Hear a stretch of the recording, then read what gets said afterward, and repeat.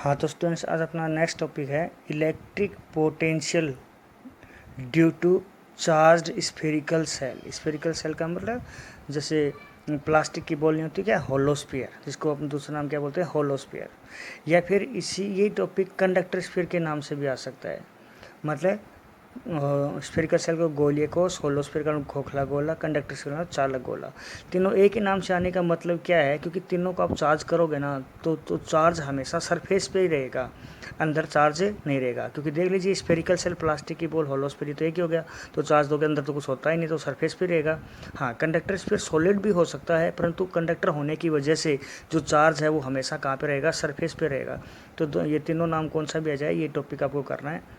तो देखिए यहाँ पे क्या कहा गया है, consider charge spherical shell of radius R. Capital R radius की एक मतलब आवेशित गोलीय कोश ली गई है, और जिसके कारण डिफरेंट पॉइंट पे इलेक्ट्रिक पोटेंशियल निकाला गया है।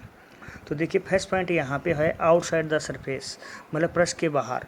तो हमने यहाँ पे क्या लिया कि कोई स्फेरिकल सेल ले लिए जिसकी रेडियस कितनी है आर, जिसको हमने चार्ज कर दिया है कितने से, क्यू से। आउटसाइड द सरफेस निकालना, तो यहाँ पे पी पॉइंट ले लिया जो आउटसाइड द सरफेस है, जो किसके सेंटर से कितनी डिस्टेंस पे है, स्मॉल आर डिस्टेंस पे है। यहाँ पे आउट द सरफेस, यहाँ पे इलेक्ट्रिक फील्ड डेंसिटी ई मान रहे हैं हम, जिसकी डायरेक्शन आपको पता है पॉजिटिव, तो ऊपर की ओर ही होगा। आपको क्या निकालना है, इलेक्ट्रिक पोटेंशियल निकालना है। कहाँ पे, पॉइंट पी पे। इलेक्ट्रिक पोटेंशियल का फॉर्मूला हम अपन यहाँ पे सब जानते हैं, माइनस इन्फिनिटी से are E dot d are. यहाँ पे पोटेंशियल आउटसाइड द सरफेस है स्फेरिकल सेल के, या कंडक्टर स्फीयर के। कंडक्टर स्फीयर के outside the surface electric field density हमें पता है कितनी होती है, k q by are square होती है। वेक्टर है तो आर कैप लगा दिया, तो ये वैल्यू ई की वैल्यू यहाँ पुट कर दी, तो ये आ गया R cap dot d R. मैंने पहले बताया था R cap dot d R किसके बराबर होता है, डी आर के बराबर होता है। तो क्या आ गया आपके पास, के क्यू बाहर हो गया, अंदर क्या बचा, डी आर अपॉन में आर स्क्वायर। तो equal to minus k q, R square को ऊपर लेके तो आर की power -2 d R, R square की पावर -2 का इंटीग्रेशन करोगे +1 और अपॉन में +1, तो आर की पावर -1 अपॉन में -1 इन्फिनिटी से आर, माइनस बाहर आ गया तो क्या आ गया आपके पास, प्लस हो गया, प्लस के क्यू। आर की पावर -1 थी तो नीचे लेके आए तो प्लस की आर, तो इन्हें लिमिट आर से इन्फिनिटी, पहले 1 अपॉन में आर -1 अपॉन में इन्फिनिटी, तो के क्यू 1 अपॉन में आर इजक्वल टू 0, तो के वी इजक्वल टू के क्यू बाई आर। इसी प्रकार से अपन यहाँ पे एट द सरफेस निकालेंगे। एट द सरफेस मतलब यहीं पे ले लिया पॉइंट, जो कि आपको पता ही है कैपिटल आर डिस्टेंस पे है। तो उसी प्रकार से हम पोटेंशियल निकालेंगे, वी इजक्वल टू हमारे पास यहाँ पे अब की बार जो लिमिट होगी वो क्या होगी, इन्फिनिटी से कैपिटल आर होगी, तो ई डॉट डी आर हो गया। तो यहाँ पे सिमिलरली जो पहले की तरह ही है, बस सीधा डायरेक्ट कर दो। यहाँ पे स्मॉल आर की जगह क्या है, कैपिटल आर है, तो वी इजक्वल टू क्या आ गया, के क्यू बाई कैपिटल आर आ गया। तीसरा, electric potential inside the surface, मतलब पृष्ठ के अंदर निकालना है। तो पृष्ठ के अंदर जैसे मान लीजिए आपने चार्ज स्फीयर लिया है, जिसके ऊपर कितना चार्ज है, यहाँ पे क्यू चार्ज है, और जो रेडियस आर है, इसके अंदर पी पॉइंट ये है, जो कि सेंटर से कितनी डिस्टेंस पे, आर डैश पे है। यहाँ पे हम पोटेंशियल निकालना चाहेंगे, तो electric potential at point P. तो देखिए यहाँ पे किस प्रकार से, तो यहाँ पे पोटेंशियल का फॉर्मूला माइनस इन्फिनिटी से आर होता है। अब की बार हमारे पास आर की जगह क्या है, आर डैश है, तो R dash E dot d R.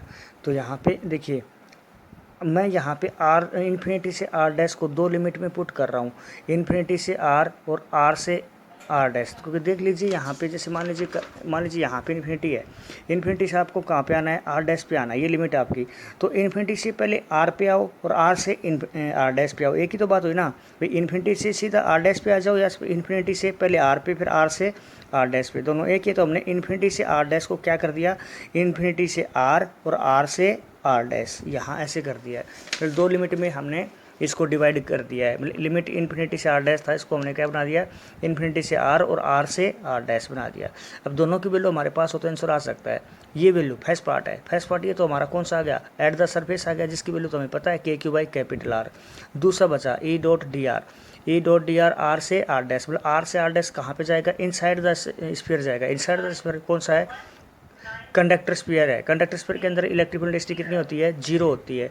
तो इलेक्ट्रिक फील्ड डेंसिटी 0 है, तो उसकी वैल्यू भी क्या आ गई, 0 आ गई है। हाँ, तो ये आपका यहाँ पे आर से R dash E dot minus d R, मैंने जीरो लिखा, क्यों लिखा, क्योंकि आपके पास कंडक्टर स्फीयर है, कंडक्टर स्फीयर के अंदर इलेक्ट्रिक फील्ड इंटेंसिटी कितनी होती है, जीरो होती है।